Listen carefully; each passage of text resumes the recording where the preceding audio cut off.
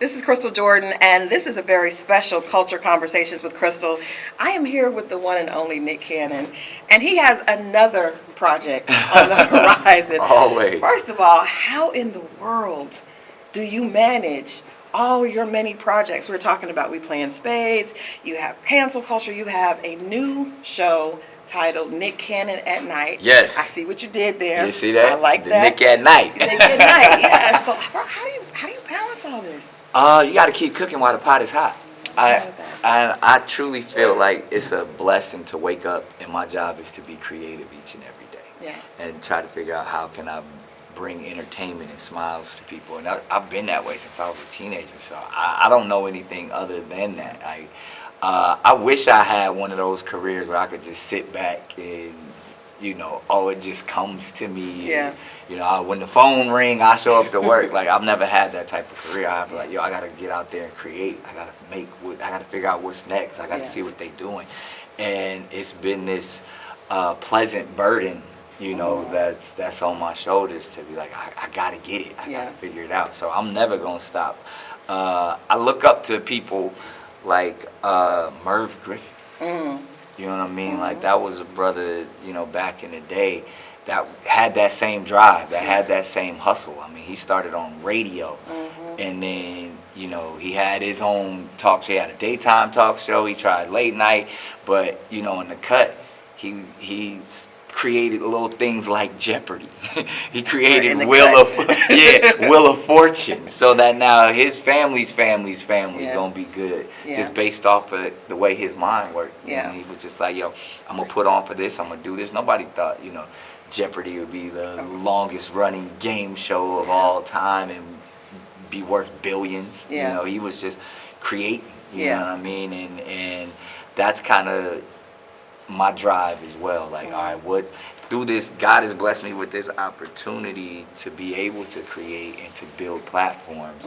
What's gonna be the one that takes care of my family for the next generation? Ever. Yeah. So when you're creating, because like I said, you have so many, and the thing that I think is really special about you is that you're able to connect with so many different generations, right? Yeah. So I know you from a total different thing than my daughter, right? Because she's like watching, Wild 'N Out, right? And so I know you from like way back on Nickelodeon, and then, so but you've been able to connect. And then of course there's probably an older demographic that knows you from the game shows. Yeah, and, America's Got Talent, and Masked Singer. So that's a total different demographics, but you're able to connect with all of them.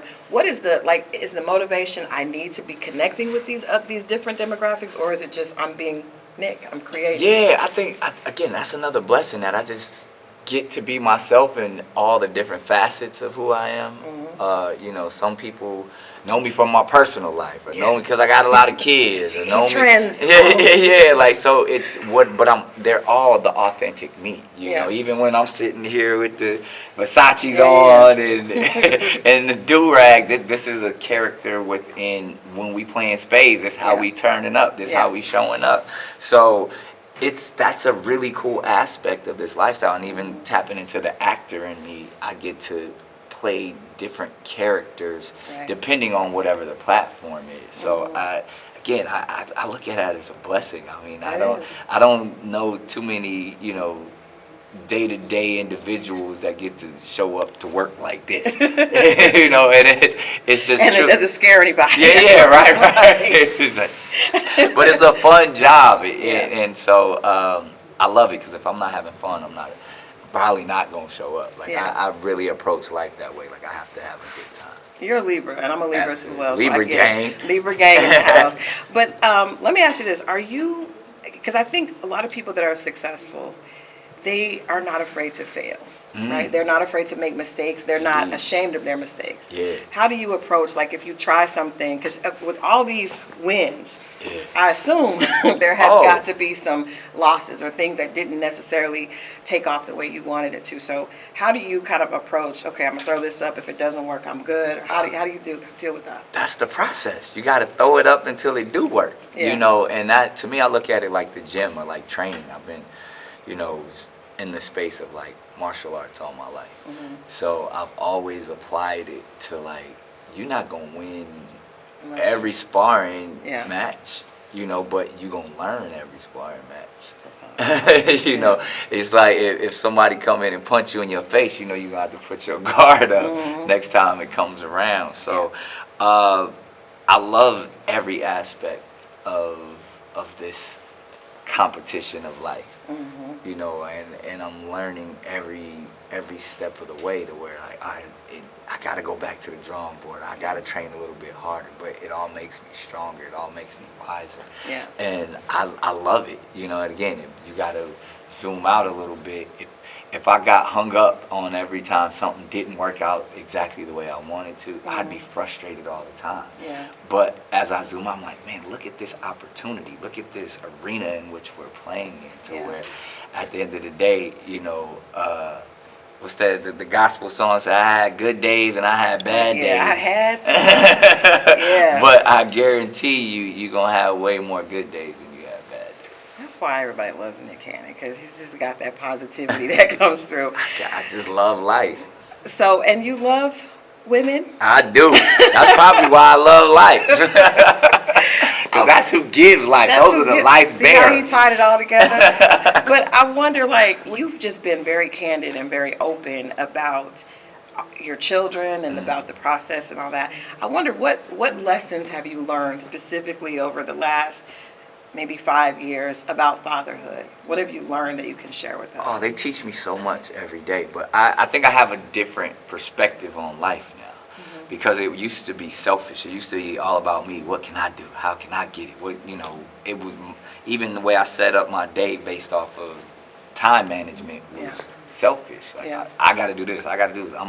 Now it's based off of my children. The time they got to be at school. What time they have to get picked up, and you shift your entire life around for them. And that, to me, looking at it through that lens now, it's like, everything I do, I have to think about what am I doing for my family, and how do they benefit, or, you know, what am I every second I'm doing something over here is taken away from the seconds I could be spending with them. So I really look at life like that. So I value every second. I value my energy. I value my dollars. I value my inspiration. Yeah, yourself. You know, way differently. And when you have so many, that is in that aspect too, because, you know, even at first when I only had 2 kids and, you know, it was a healthy co-parenting relationship, I still had time to be selfish.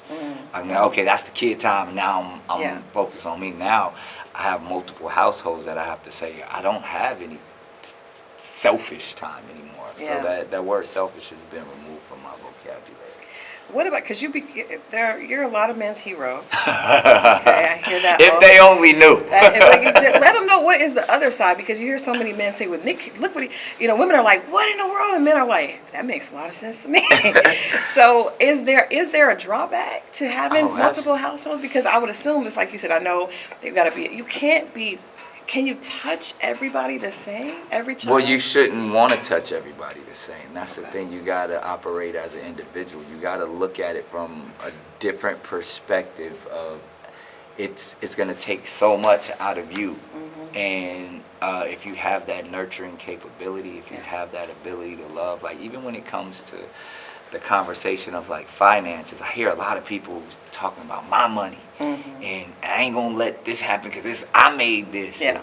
If you still looking at life that way, this lifestyle is not for you, because I'm looking at it from a true hunter-gatherer, provider perspective. Like I'm gonna go get as much as I can to give to y'all. To spread out. I don't even want it. And I think because I've had that ability, I had that time to be selfish. I've had that time to buy every car I ever wanted, buy every piece of jewelry I've ever wanted, buy every house and all. Like I did all of that, so now I don't even want that stuff no more. So when income comes in, it's coming in for y'all. And it's to set up different infrastructures in that space. Like that is what builds me and fulfills me as the provider, as the father. So I think I'm in that space of building lineage. You definitely are. And hopefully they can take it and run with it, and whether it's my wisdom, whether it's my wealth, whatever they see fit to what can enhance their life. That's what I'm hoping to build. You know, and again, like I said, it's a new phase, and the people, the guys who are designed that way understand it. Yeah. The guys who don't, They gonna get it the way they get it. So, what's interesting? You have this new show. Yeah. Nick at Night. Yes. Again, very dope. We're talking about relationships. Yeah. And I got, I got to ask you what something you said struck me as interesting, because you said what taught you to stop being selfish was the children. Yeah. And as a woman, we're hoping it would be us. It obviously is not. Well, not because, again, like I said, I'm a different beast. Okay. So when I've accepted every aspect of my selfishness, got me where I was to the point to where I can live the life that I live. That's so true. That's big. Yeah, I was focused only on me. I was Yeah. driven. I didn't want to do nothing else. I was married to the game. Yeah. Yeah.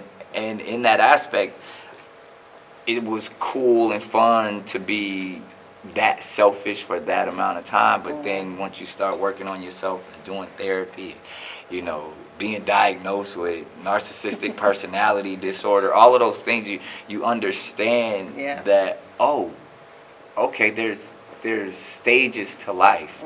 And I don't regret anything that I went through or the person that I was, but I feel like by doing the work, you grow and evolve into a different being. So I've had the opportunity, I've lived many lives. Yeah. So now that I can come from the perspective of like, I was hard on them. There was a lot of relationships that, hindsight, I probably, and I most definitely should have treated some people with a little bit more compassion, a little bit more understanding. But I was so driven to be the individual that I wanted to be. And they probably were attracted to that. That's the crazy thing. I don't know if women, we don't always see. We want the